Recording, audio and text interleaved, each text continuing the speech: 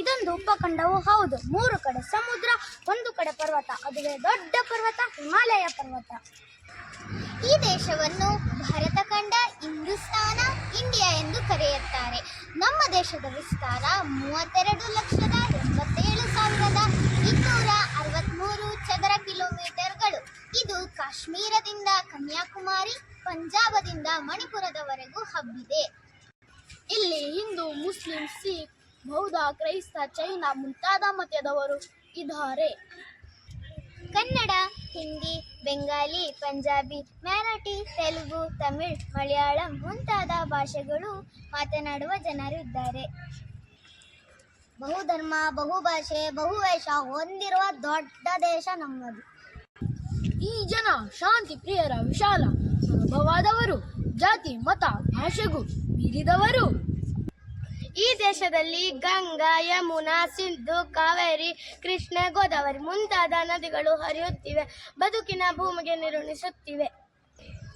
ಕರಾವಳಿಯು ಸಾಗರದ ಚೆಲುವಿನಿಂದ ತುಂಬಿದೆ. ದಕ್ಷಿಣ ಘಟ್ಟಗಳು, ಪೂರ್ವ ಘಟ್ಟಗಳು ಸುತ್ತುವರಿದಿವೆ. ಇಲ್ಲಿ ಹುಲಿ, ಸಿಂಹ, ಚಿರತೆ, ಜಿಂಕೆ ಮುಂತಾದ ವನ್ಯಜೀವಿಗಳು ಇವೆ. ಜನಗಣ ಮನ ಇದು ನಮ್ಮ ರಾಷ್ಟ್ರಗೀತೆ. ಈ ಗೀತೆಯನ್ನು ಬರೆದವರು ರವೀಂದ್ರನಾಥ್ ಠಾಗೂರ್. ಇದು ನಮ್ಮ ದೇಶವನ್ನು ಭಾರತ ಜಯವನ್ನು ಕೋರುತ್ತದೆ. ವಂದೇ ಮಾತರಂ ಇದು ನಮ್ಮ ದೇಶದ ಭಕ್ತಿಯ ಗೀತೆ. ಇದನ್ನು ಬರೆದವರು ಬಂಕಿಂಚಂದ್ರ ಚಟರ್ಜಿ. ಕೇಸರಿ ತ್ಯಾಗದ ಸಂಕೇತ, ಬಿಳಿ ಶಾಂತಿಯ ಪ್ರತೀಕ, ಹಸಿರು ಸಮೃದ್ಧಿಯ ಸೂಚಕ.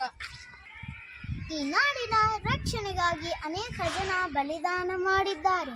ಅವರುಗಳಲ್ಲಿ ಕಿತ್ತೂರು ಚೆನ್ನಮ್ಮ, ರಾಣಿ ಲಕ್ಷ್ಮೀಬಾಯಿ, ಟಿಪ್ಪು ಸುಲ್ತಾನ್, ಭಗತ್ ಸಿಂಗ್ ಮತ್ತು ಚಂದ್ರಶೇಖರ್ ಆಜಾದ್ ಪ್ರಮುಖರು. ವಾಲ್ಮೀಕಿ, ವ್ಯಾಸ, ಪಂಪ, ಹರಿಹರ, ರಾಘವಾಂಕ, ಕುಮಾರವ್ಯಾಸ, ಕಬೀರ್ ಮೊದಲಾದ ಕವಿಗಳು ಬೀಡು ಭಾರತ. ಬುದ್ಧ, ಬಸವ, ಅಲ್ಲಮ್ಮ ಗಾಂಧಿ, ಅಂಬೇಡ್ಕರ್ ಮೊದಲಾದ ಮಹಾತ್ಮರಿಯರು. ಈ ನಾಡಿನ ರೈತ, ಈ ನಾಡಿನ ಸೈನಿಕ ನಮ್ಮ ದೇಶದ ಆಧಾರ ಸ್ತಂಭಗಳು.